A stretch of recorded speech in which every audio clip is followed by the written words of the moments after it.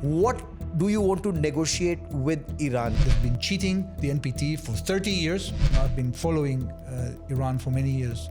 There are at least 1 million people in Iran, the Basij, that are getting salaries from the government, and they are willing to kill Iranians in order to survive as a regime. But Iran wasn't a peaceful country, because Iran was using Israel as a tool to get hegemony in the Arab and the Islamic world. Iran's almost also saying that they'll block the Strait of Hormuz. Now, is that going to be a big threat for the world? The war between Israel and Iran will have consequences for rest of Asia and rest of the world. I don't expect that even those countries that were condemning the operation will come to help this regime, and they will have to think hard whether they want to survive or they want to change. Ballistic missile program of Iran that we degraded, but the job is not yet done. Hello and welcome to a special edition of Chakravyuh podcast. I'm Gaurav Sawant. The world is in turmoil. Iran and Israel at war. The United States has joined in. The United States has bombed Iran, and ever since, the flux has only just increased. And with me to talk about the state of war and Israel caught in this Chakravyuh is Ambassador Reuven Azar, Israel's ambassador to India. Sir, welcome on this special podcast. Thank you, Gaurav. It's an honor to be with you. Thank you very much, sir. Ambassador Azar was the former Deputy National Security Advisor to the Foreign Ministry in Israel. He's been the Deputy Ambassador to the United States of America. He's worked as a Special Advisor to Israel's Prime Minister. He's worked on that special team on the Abraham Accord. He's been a part of the Sanctions Committee on Iran. He's a paratrooper. Have I missed out on anything? I'm sure I've missed out a lot, but welcome on this podcast. Thank you. Thank you, Gaurav. So, was Israel able to achieve its aim when Israel bombed Iran? And why did the United States have to come in? We are certainly nearing the end of our mission when it comes to the military targets that we had. We removed two main threats on our existence. The first is the nuclear military threat. We identified in the last few months that there was a clandestine criminal group of scientists that were actually assembling a nuclear weapon, but actually taking fissile material and trying to put it on a ballistic missile, okay? And the second thing is we neutralized is the ballistic missile program of Iran that we degraded, but the job is not yet done. There are still many launchers around there. We've been able to take out more than half of them. But still we're seeing barrages of missiles being fired at Israel that are causing huge devastation. So these two aims are the military aims, and we hope that after those are achieved, we'll be able to renew diplomatic efforts to create, to renew stability in our region. So when we look at the situation right now, the Trinity that was targeted by the United States of America as part of Operation Midnight Hammer, along with your Rising Lion, why was Foro the most difficult in your appreciation? Isfahan, Natanz, and Foro. For the benefit of our viewers, explain why they had to be targeted and targeted together. Natanz was the main facility in which Iran was enriching uranium. It had a surface facility and an underground facility that we targeted. Isfahan was the main conversion site in which you convert the fissile material into a metal that is being used on a nuclear device. And Foro was less significant in terms of uranium enrichment capacity, but what it had is the immunity, so-called immunity of the presence in the underground.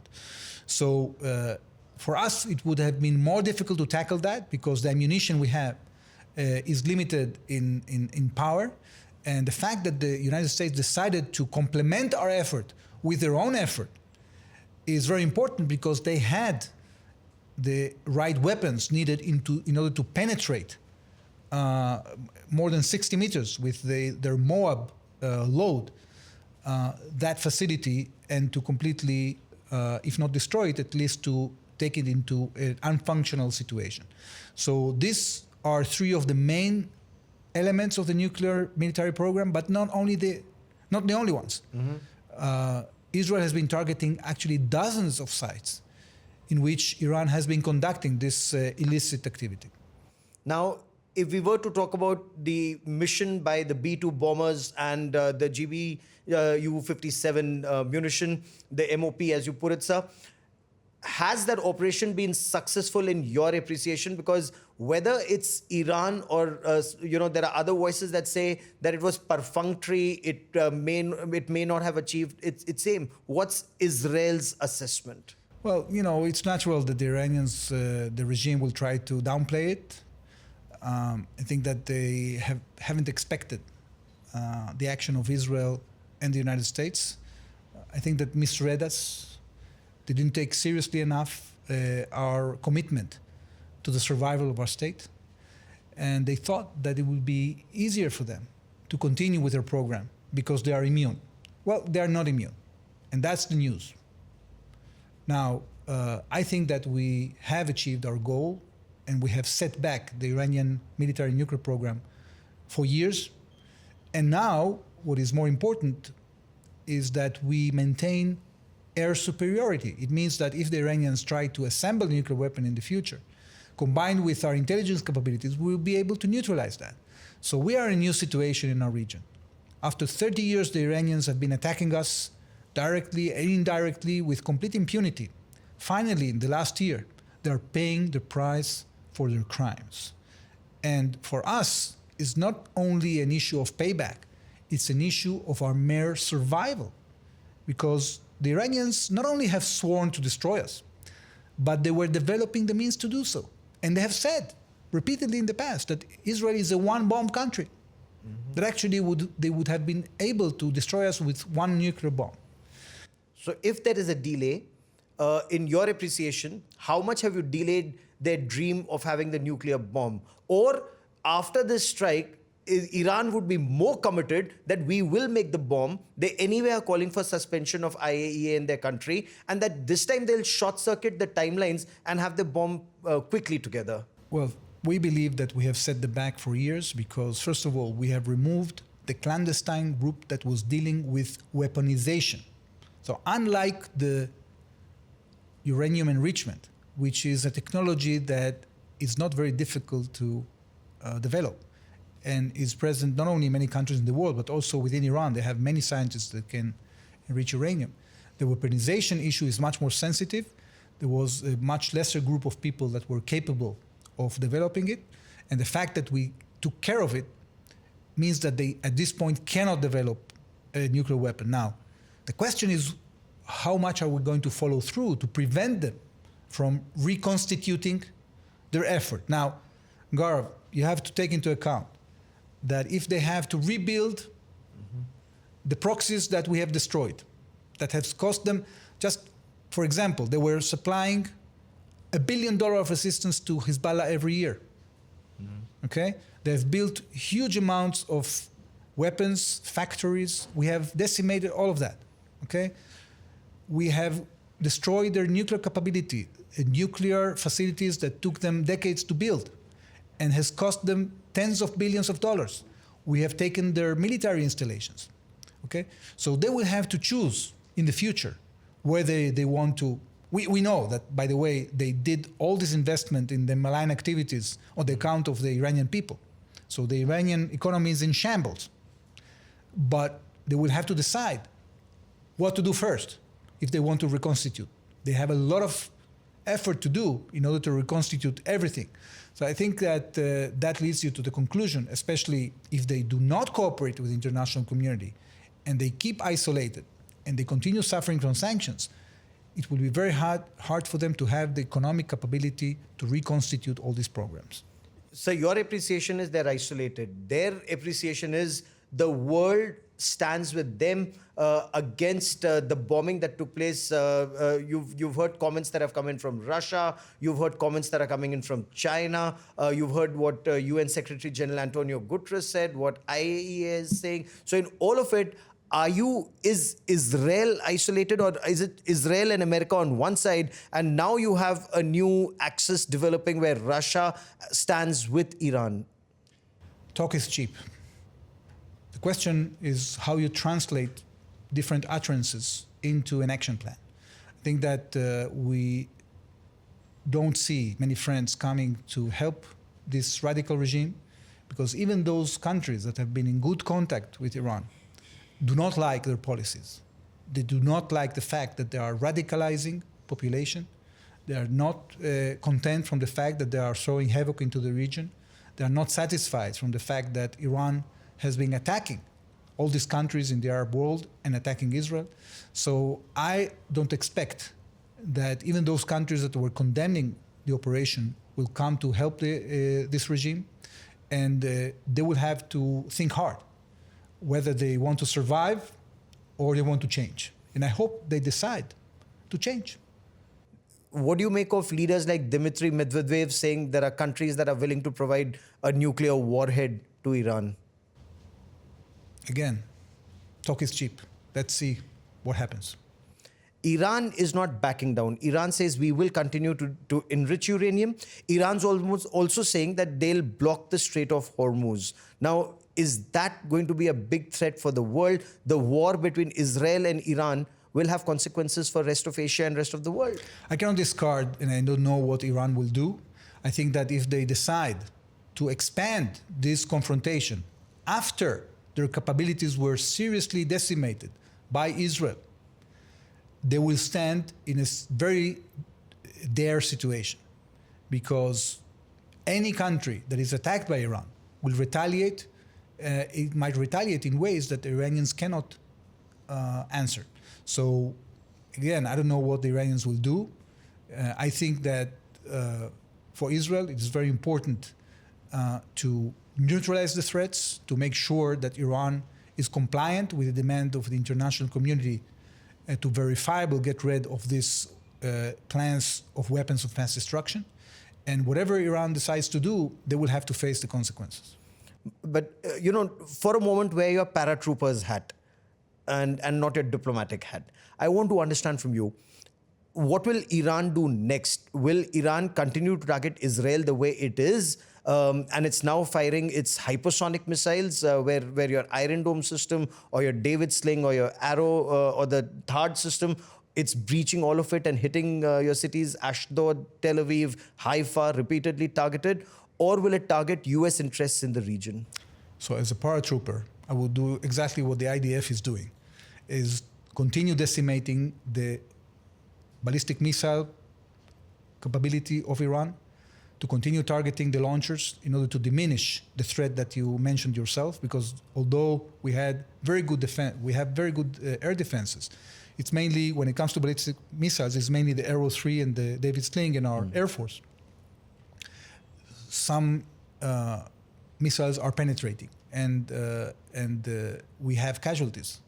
So although we've been able to diminish the number of missiles penetrating, because the barrages have been lowering thanks to the actions of the IDF, this is an effort that we have to continue pushing for.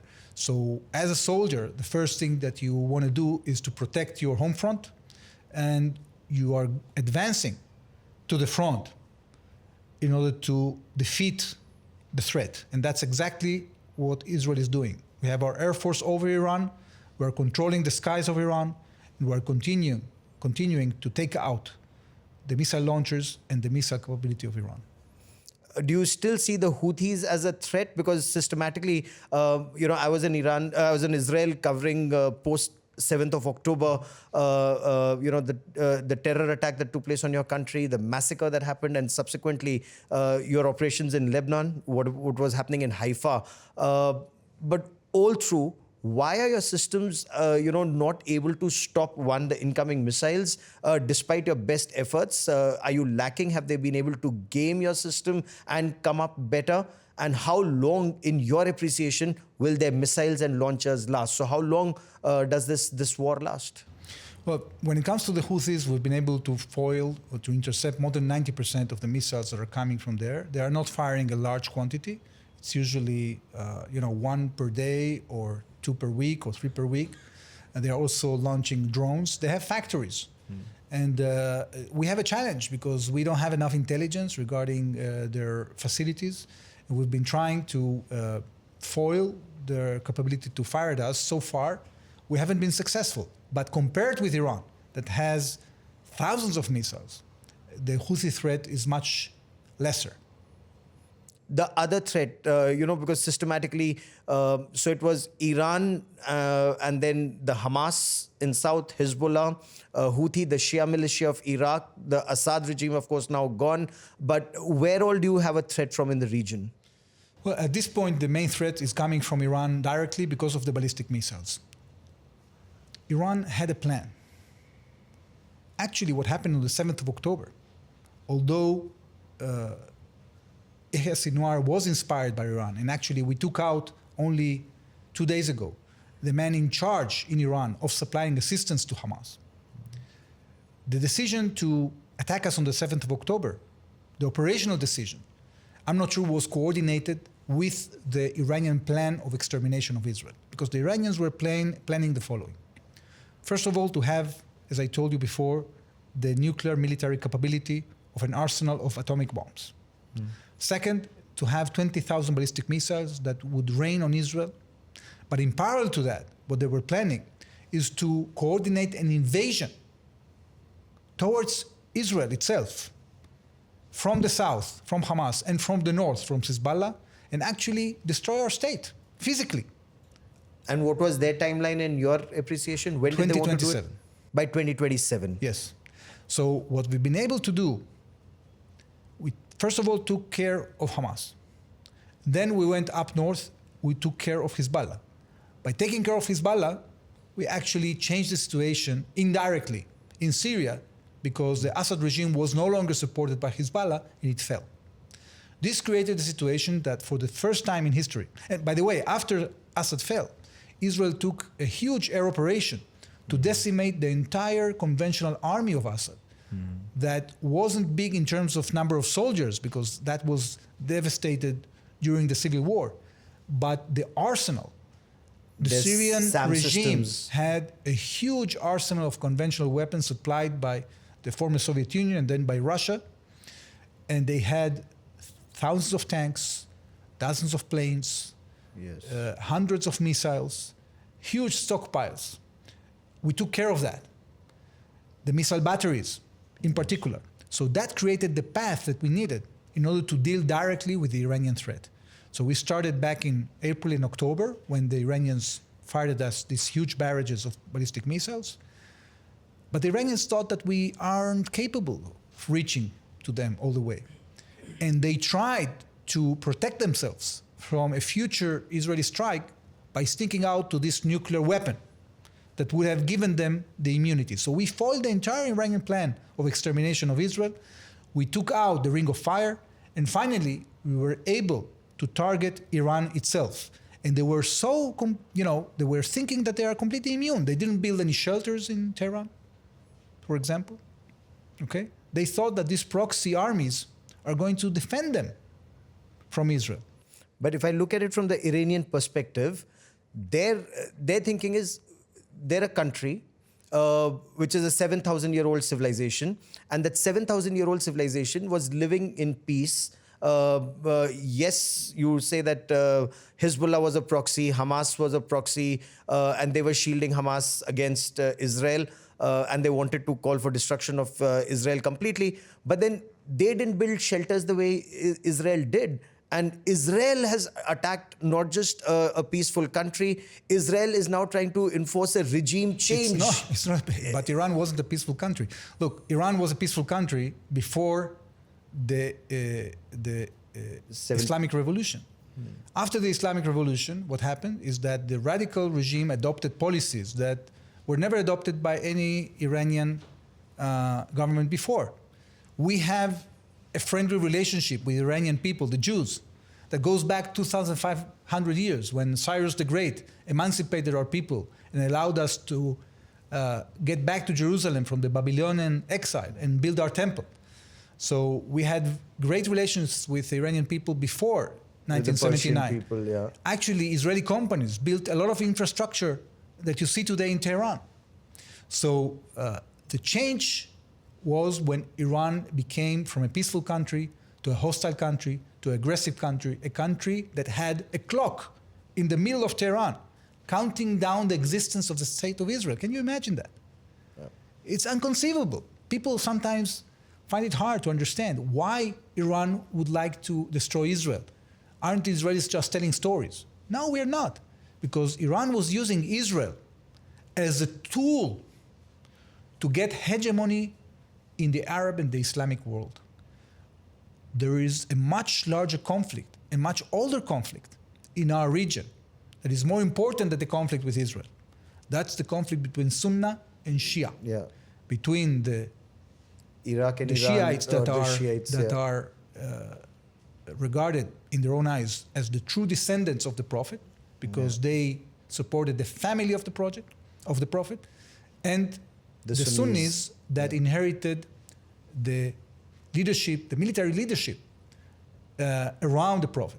Okay, so this fight has been going on for centuries, and what the Shiite radical regime was trying to achieve is to take Jerusalem as a conduit to take Mecca and Medina, and to become, first of all, the predominant Muslim force, the caliphate, the true caliphate, to restore the caliphate, okay, and become the true force in the Islamic world in order to then confront the West.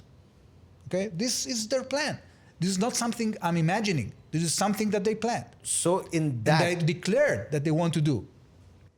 In that, is this operation, which is apart from destroying their nuclear capabilities and their missile force and their launchers, also to enforce a regime change? Because not only is Prime Minister Benjamin Netanyahu indicating that, your Defense Minister Israel Katz has indicated that, and American President Donald Trump seems to have indicated that a regime change operation. I want to make it very Iran. clear, because there is confusion regarding that. As much as we would like to see a regime change in Iran, we don't have an operational plan to change the regime in Iran. We don't see this as our role. We see it as a role of the Iranian people. And that's why the bombing of the gates of the prison where you have political prisoners in Iran. Yes, because we identify with the Iranian people. This is a symbolic action. We are not flying to Iran to liberate it with our ground forces, but we are signaling to the Iranian people that we are with them. This is a symbolism, a symbolic gesture that we've done. But do you think people of Iran are going to rise against the Ayatollah Khomeiни's regime? Because their impression is, so what, you've killed maybe 10 generals and 20 IRGC commanders and some political and some other intelligence officials. The regime is strong, it's well entrenched, it's been there for over 5 decades, and they will withstand this. I mean, they won't fold the way there was a regime change in Iraq, because that time you had 100,000 plus ground forces. There are no ground forces here. Well, the Soviet Union collapsed without one soldier. Look, I don't envy the Iranian people. They have a huge task ahead of them, and it's very difficult to rise up against such an oppressive machine. Okay? According to my estimations, I've been following Iran for many years. There are at least 1 million people in Iran, the Basij, that are getting salaries from the government, and they are willing to kill Iranians in order to survive as a regime. It's very difficult to overcome that. But as much as the Iranian regime becomes dysfunctional, I think it will give maybe the fuel for the Iranian people to rise up. But it's completely up to them. We have to hope we have to pray for them, we have to hope. And I really wish the Iranian people the best. I think that it would be great for them and for the region if Iran would become the great civilization that you mentioned again of 7,000 years, a proud civilization that would rise in order to build their own country and not to destroy other countries. Your operation, would you say it's 35% successful as on date, 50% successful, more successful or less in your appreciation so far, whatever you've been able to achieve? Look, I'm not a military expert, so I won't give an answer in percents. We know that we have set back the nuclear military program for many years. Many years would be? 2 years, 3 years, 5 years? Look, it's difficult to, it depends mainly on our will to sustain our policy of prevention, okay? And to what extent the Iranians are going to be able to constitute this, despite the will of the international community, I don't know exactly the answer. I think it's years. I don't know exactly how many years. It depends on us, on whether we are going to have the will to prevent that from happening. But in addition to that, we've been able to degrade substantially the ballistic missile program, and we've been able to hit a lot of launchers, as I told you. This is an effort that has to continue. We haven't finished that, and I'm sure that when we achieve the military goals, we will stop, because this is what our cabinet has decided. And, you know, we have a democratically elected government that is elected not to protect Israel and not to protect the interests of other peoples.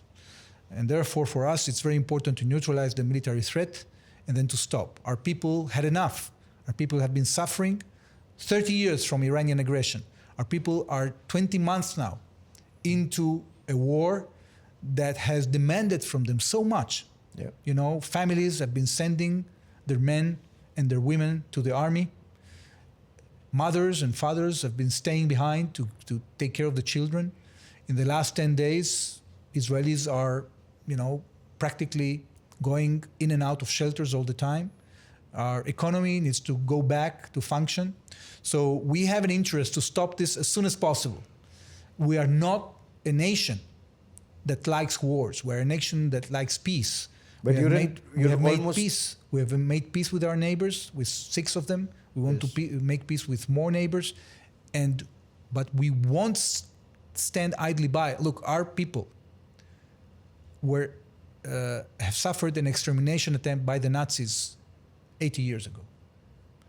And a third of our people have been exterminated by the Nazi malign machine. We will not go gently into the night. We will not accept a situation in which a country that sworns to destroy us acquires the means to do so.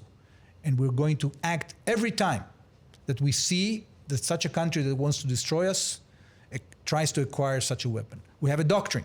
It started back with Menachem Begin in 81 when he took out the Iraqi reactor, and went on 2007 under Olmert's government and removed their Syrian reactor.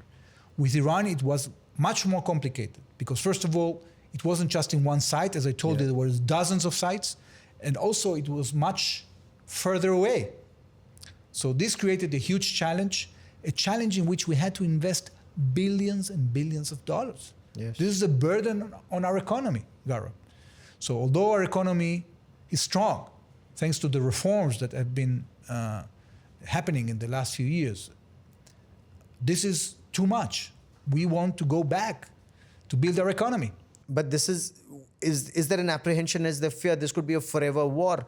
The war that started with that October 7 attack is still on this and could expand. This has been a forever war, a forever attack of Iran, coming from Iran. You know, this started in the 90s when we were trying to promote peace and make peace with the Palestinians.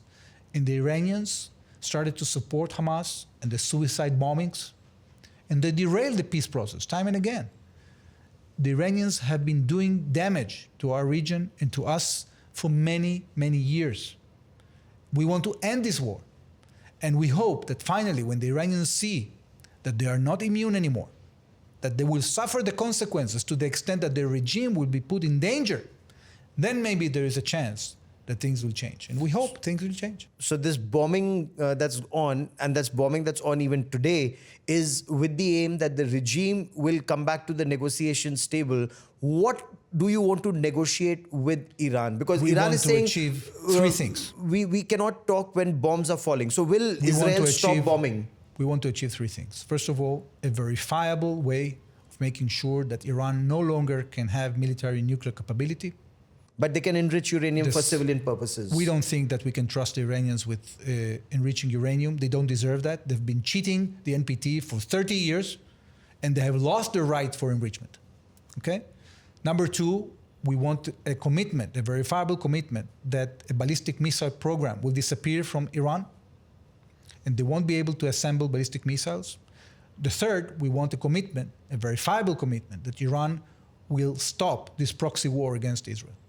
This is what we want. And why would Iran agree to any of this? Iran will say, I'm an independent country, I will enrich uranium, and which is what they continue to say today. You can continue being independent, But if you try to destroy other countries, then you will suffer the consequences. And they'll say, why should we give up a ballistic missile program? It's required for our security. They will say, why should we give up, having a strong armed forces? It's Gaurav, required. there are many countries in the world that have developed nuclear capability for peaceful purposes. There are many countries that have developed missiles. But you know what's the difference? These countries haven't been swearing to destroy other countries and actively engaging in doing so. So on any security threat, you have two basic elements: intentions and capabilities. The Iranians can either give up their intentions to destroy us or give up their capabilities. They have to decide. Or your operations continue. Where do you see Turkey in all of this? Because you spoke of Iran wanting to emerge as the caliphate. But Erdogan also, it seems, wants to appear as the new Ottoman Empire and the caliphate. So where do you see Turkey's role in all of these operations in the region? Well, they haven't been involved in any operations that have to do with Iran. In the past, they have been harboring some of the efforts of the Iranians to circumvent sanctions. We saw that with a lot of severity, and we've been working to try to stop that. Generally speaking, Turkey has been a great partner of Israel throughout the years. They are an important economic partner of Israel. And the fact that Erdogan decided to pursue this kind of Muslim Brotherhood supporting neo-Ottoman policies, I don't think it's working for the interests of any of the countries around Turkey. But wouldn't that emerge as a threat, or is it already emerging as a threat for Israel? Because it's already a threat for India, the manner in which Turkey supported Pakistan. And you talk so much about the way Iran is sworn to destruction of Israel. It's almost similar to Pakistan with a nuclear weapon being sworn to destruction of India, the way Pakistan has been operating. And Pakistan is claiming to be... Okay, I'll come to Pakistan in just a moment, but your point on Turkey first. Gaurav, we are not looking for enemies. We've been actually engaging in the last few months in a mechanism to deconflict militarily from the Turks, because we don't want to create military collision, especially in the context of Syria. Okay, so we will continue these efforts. We don't have any interest whatsoever in fighting Turkey. On the contrary, we want to cooperate with Turkey. We hope that Turkey will adopt more sensible policies. How do you see Pakistan in all of this? Pakistan in a different context wants to recommend Donald Trump for a Nobel Peace Prize, and then goes and stands with Iran that's sworn to Israel's destruction. Well, we are not part of the Pakistani-Indian conflict. We are, of course, following with concern the fact that Pakistan is harboring terrorist organizations. Something that I think the entire world should cooperate in order to deal with. But we haven't seen the Pakistanis doing what the Iranians have been doing, sending assistance to terrorist organizations in our region, trying to build a ring of fire around us. We haven't seen that. So, as I said, we're not looking for enemies. Okay. But, since you talk about what's happening in your region, is Israel still standing by the two-nation theory, concept or a solution, an independent Palestine living in harmony next to Israel and not targeting your people like the way Hamas did? We don't have an interest to control the daily lives of Palestinians outside Israel. What we like to do is to promote a self-Palestinian rule that will not threaten Israel. So we are ready to give the Palestinians the maximum authority to control themselves without threatening us. But no Hamas in the Gaza Strip, for example.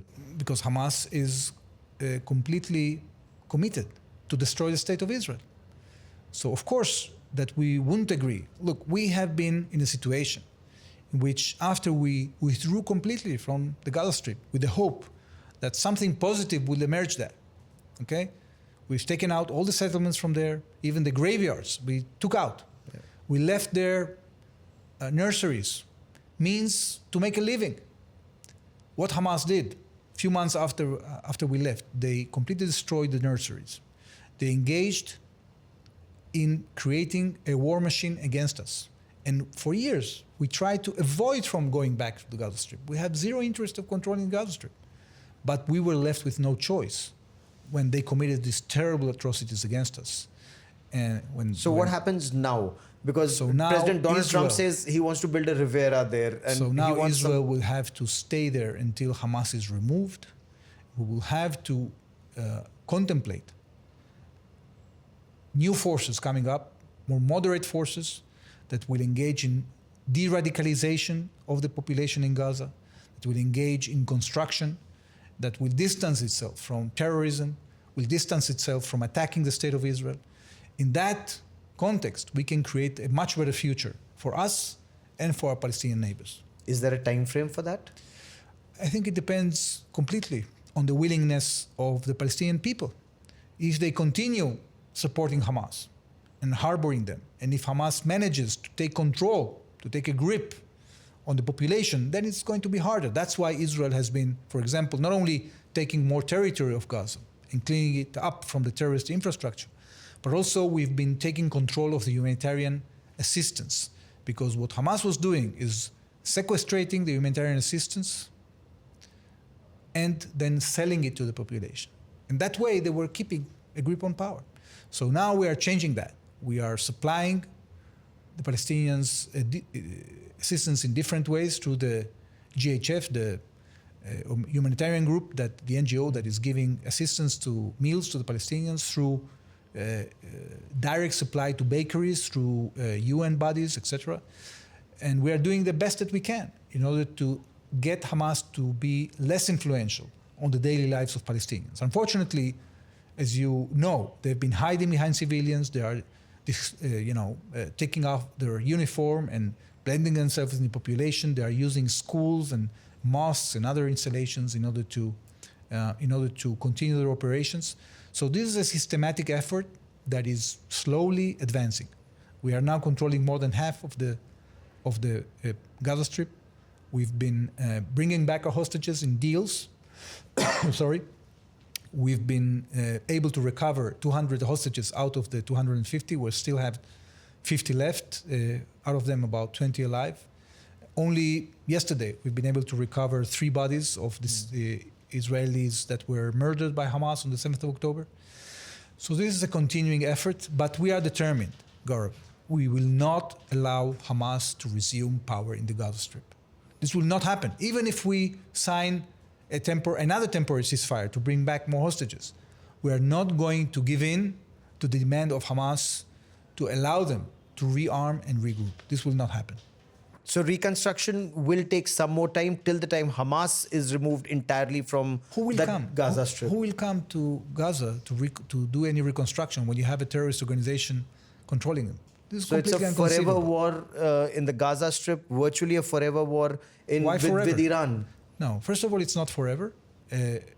When it comes to Iran, as I told you, we will continue only until we finish the job when it comes to neutralizing these threats of nuclear and ballistic. The war can end very fast.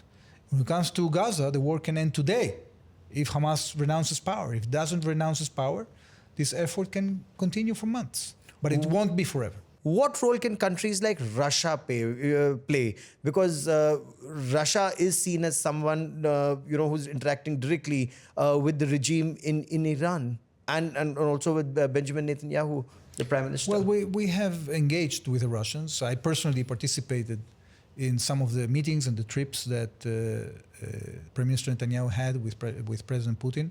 We have a lot in common with the Russians. We have a common heritage when it comes to fighting Nazism. Yes. We have a huge constituency in Israel that is Russian-speaking. Yes. And we have a common culture.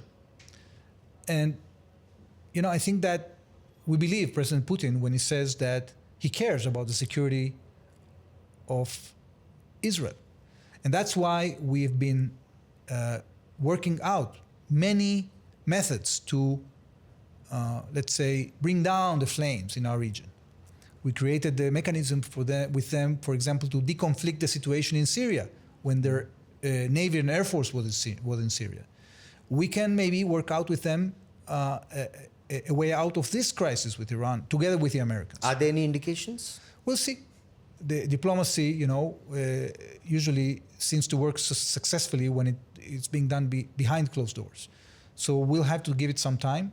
I think that the United States, together with Israel and other countries, will do the effort that they need in order to try to de-escalate the situation once this threat was neutralized. And we hope that stability can be restored.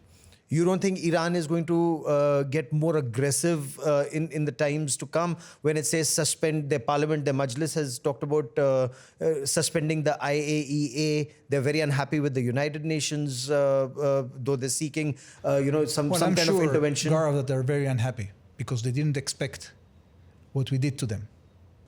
The question is, what is the capability to go through with your intentions? So I think at the end of the day, people have to match their actions and their intentions with the capabilities they have. And therefore, I'm optimistic that we can de-escalate the situation and we can get a diplomatic solution. Where do you see India and Israel's friendship with India in all of this? Well, India is a great partner of Israel. We have a lot of trust between us. We have built this trust in decades of defense cooperation. We've built this trust in decades of agricultural cooperation. Yes. We have a lot in common. I think both nations are very old peoples that have very young countries with a lot of challenges of development that we can actually engage in sorting out together. And we also have a history of oppression and devastation that came from foreign forces that came and actually took our freedom from us. And the fact that now we are assuming our role, we are taking back our freedom, we are building our country. This is a very important ethos that we have in common, Gaurav. So I see, despite the differences in size, naturally, we are only a nation of 10 million people. And we are 150 times smaller than India.